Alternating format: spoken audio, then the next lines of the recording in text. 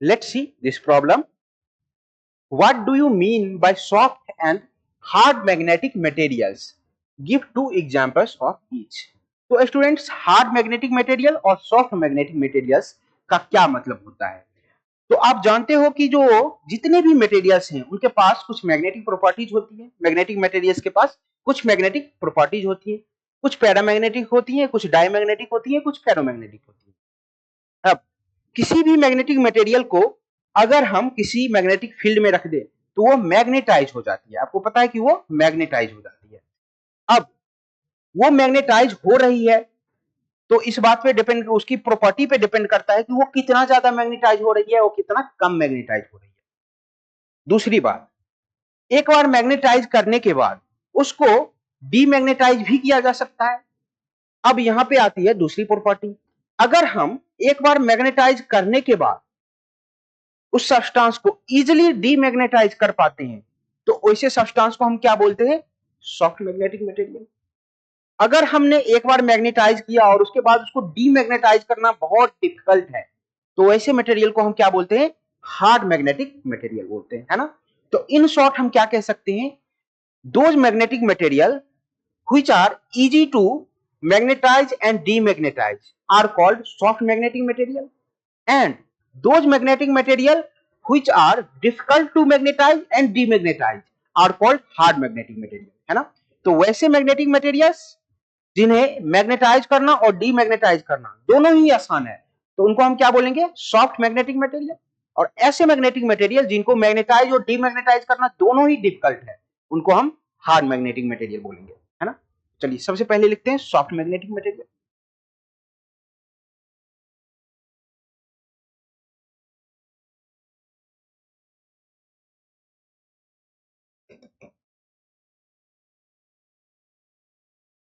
Those magnetic material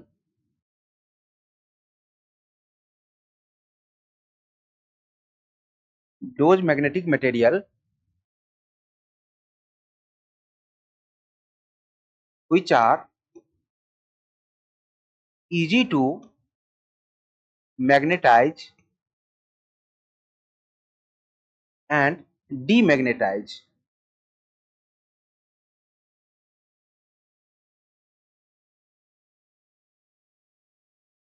are called soft magnetic material।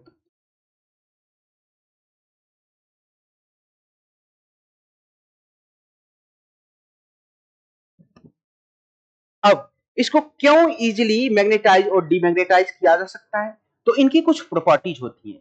इनकी magnetic permeability बहुत ज्यादा होती है जिनके कारण इसको इजीली मैग्नेटाइज किया जा सकता है। एट द सेम टाइम इनकी कोर्सिविटी जो होती है ना वो बहुत कम होती है जिनके कारण इसको इजीली डीमैग्नेटाइज भी किया जा सकता है। तो हम यहाँ पे लिख सकते हैं it's magnetic permeability its magnetic permeability is high, but its coercivity its coercivity is small। ठीक है।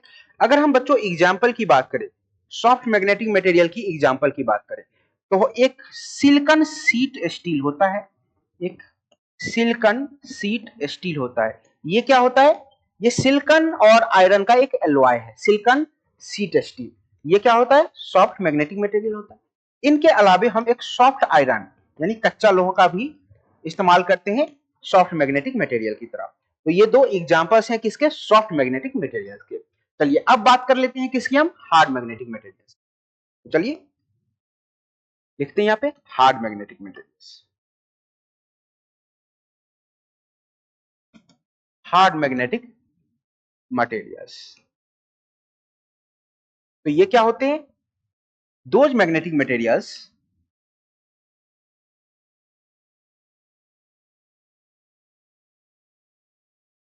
those magnetic materials which are which are difficult to magnetize, which are difficult to magnetize and demagnetize,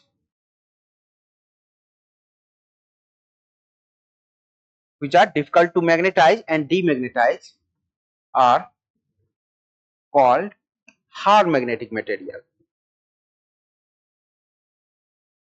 are called hard magnetic material. अच्छा, इनको magnetise और demagnetise करना difficult क्यों होता है? तो पहली चीज, इनकी परमिएबिलिटी जो होती है ना, वो बहुत लो होती है, जिनके कारण इनको हम आसानी से मैग्नेटाइज नहीं कर सकते। इसके साथ साथ इनकी कोर्सिविटी भी क्या होती है? बहुत हाई होती है ना। उससे क्या होता है, अगर गलती से इसको एक बार मैग्नेटाइज कर भी दिया, है ना, तो इसको डीमैग्नेटाइज करना बहुत डिफिकल्ट है, क्योंकि इसकी कोर्सिविटी क्या होती है? बहुत हाई होती है ना। तो हम कह सकते हैं इट्स permeability is low,